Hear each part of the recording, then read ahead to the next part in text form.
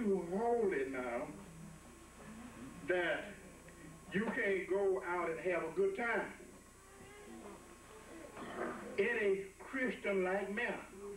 You know, some of us in our, let me say this, some of us in our churches, once we accept the Lord and he comes into our lives and he saves us and he changes us, then we get holier than thou. We don't do no wrong. We don't say no wrong. And everything somebody else doing is wrong. Well, why don't you kind of get your wife and y'all go see what they're doing. Maybe you'll find out it ain't so bad after all. Another problem that we have, and the best and sure way for family to be happy is to major on sharing experiences that all members of the family can enjoy. Family should also major on experience that help to communicate and build strong relationships. Let me share something with you. See, a few years ago, just a few years ago, probably just about 10 years ago, I had some work did at home. And it just so happened that I know that God was in this plan, because our oldest son, he was in Texas, and he came home. And the baby boy, he lived in St. Pete, and we were all there. And were just beginning to renovate the home. So when they came, I said, you know, I said, I'm glad that you all here. I have something I want to talk over with you. Now, I'm talking about grown men. Amen. That I'm sharing things with them. I say, I'm getting ready to do some renovation here.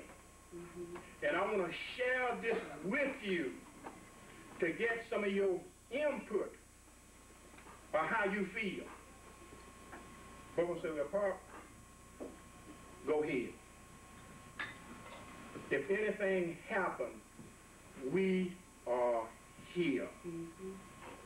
You see what I mean? We are here. These type of sharing experiences and ideas with family members help bind that family together. Because it's not written that I will live or outlive them. And if I die first or my wife die first, then they must take over. So they must know what's going on in that family. Husband and wives, don't keep secrets from one another when it comes down to that family structure, that family relationship, because you may die. One of you may die. And there are some obligations in that home that need to be taken care of. And if one know about it and the other one don't, when time to pay off, there will be some bad business. Many families have found that camping, traveling, and eating out are experiences that are helpful. Camping, yes. Such experience take family away from the television and the telephone and help members of the family to give attention to each other. Now, you are here this week. I'm quite sure a lot of you left your different homes in different parts of the country. You is away from that television. You is away from that telephone. You are here helping other family members feel like they are a part of this great, big family. Amen. Amen. I sure enough enjoyed myself last week, and we left here Friday night. We went to St. Petersburg, And I told my wife, I said, you know, I'm sure glad I ain't get out of the house to be bothered with no telephone. Because it sure, if without that telephone gonna be ringing, and I cannot relax like I want to relax. But see, you're here this week and you can relax. You just lay back and just stretch out there, and you ain't got to worry about the telephone ringing. You can sit down, you, wife, children, other family members, and have a great, great time of communicating with one another. Some of you haven't seen one another since last year. You want to know what has happened since I saw you last. If you're like I am, most of my congregation call me a nosy preacher. I admit I'm nosy. I ask 1,000 questions. I want to know what so-and-so doing, what you doing, where you been, what you doing there. Amen. And if he'd be up to them to tell me. They don't have to tell me. They can easily up there. None of your business. I won't get mad. They won't feel bad about it. But I like to ask a lot of questions. So you're here this week. You probably want to know what happened since I seen you last. Where have you been? How have you been doing since we seen you last? This what family reunion and family members getting together is all about. One thing, family members, I'm going to say this to you. Never allow jealousy to creep in. Jealousy will destroy families' relationship. Those saying, don't let the devil ride. See, if you let him ride, next thing you know he want to drive. So don't give him an opportunity to ride. Never allow. The reason why I'm saying this, I've seen so many families allow jealousy to creep in and destroy a good family relationship. If a family member prospers, rejoice. Amen. Rejoice. Because sooner or later, if you rejoice, God will bless you and you will be able to prosper. I love to see people prosper. And I will do all in my power to help them to prosper. So family members, please don't allow that to happen. Because if you allow that to happen, this great family reunion that you are now enjoying, some folks will not want to come and attend it. We're about through now. Happy families will help each member to feel important and included. It is a miserable feeling to be left out. That's it.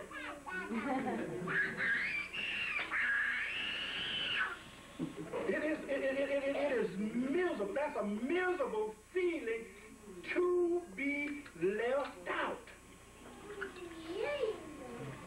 How many of you ever, as a kid, you had some friends going to football game, baseball game, and they promised to pick you up and you got left? You didn't feel too good, did you? Next day you wanted to tighten up on some heads. Because they left. You see, you was miserable because they left. That's how it is in family members. When a family member be left out, it is miserable. Otherwise, you hurt it on the inside. And sometimes it takes years for that hurt to get out, for you to get over it. Happy families will help all members to feel needed by helping them to find ways to meet needs in the lives of other members of the family. God wants you to be happy.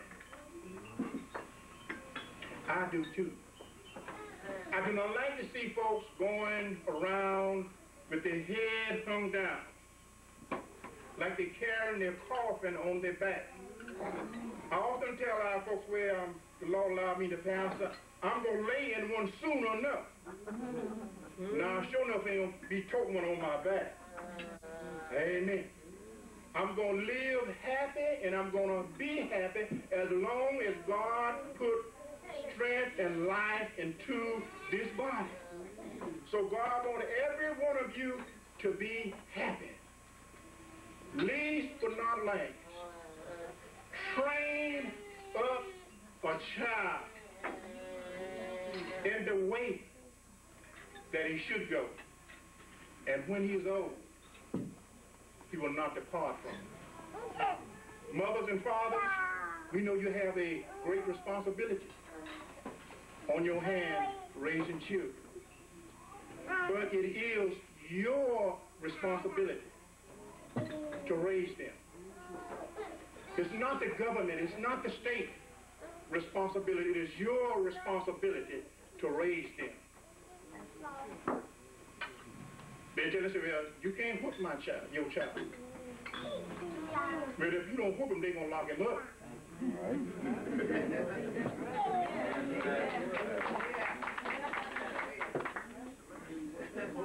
And then they're going to say, when they get him downtown, they're going to say, well, you got a bad child. Well, you told me I couldn't whoop him. So after I couldn't whoop him, you got him locked up. Now you telling me I got a bad child. But we must come back to the basics. The Bible speaks of this. Spare the rod and spoil the child. Amen. Amen. As a young man growing up in the country, family members, neighbors helped raise me. Y'all hear what I'm saying? Family members and neighbors helped raise me. You is looking at a product today that uncles, aunties, grandma, granddaddy put some hurt on me. And mama and daddy didn't get the shotgun going looking for them because they were raising me right. I have teachers that taught me that are alive today that I did wrong at school. They didn't send no note by me. So you know, kids get slick, you know. Between the schoolhouse and home, they tear it up. Those teachers came around and visit their family. And I said to Mom and Dad, I want you to know that your child was acting up and I had to get a hold to him. Well, when the teacher told that, you can guess the rest. There was some more serious trouble in the camp. And the one thing I want to share with your parents, the kids are hollering now, child abuse. Ain't no child abuse. You is trying to correct your children because the government get hold to them. You don't know what will happen to them. See, this meat will heal y'all. Y'all know what I mean? I say meat will heal.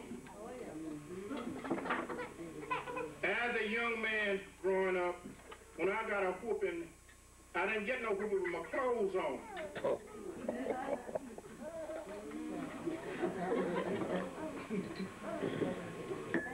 My parents say, take those clothes off. They cost money. But it don't cost anything for that meat to heal.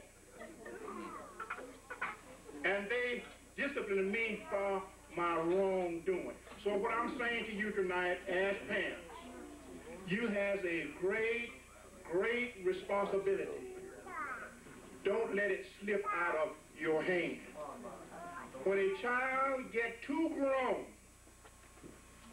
to listen to you and abide by your rules and your orders, then it's time for them to find somewhere else to stay. There can't be but two grown people in one house. That's mom and dad. Can't be two mamas and two daddies in there. What mama and daddy say, that's it.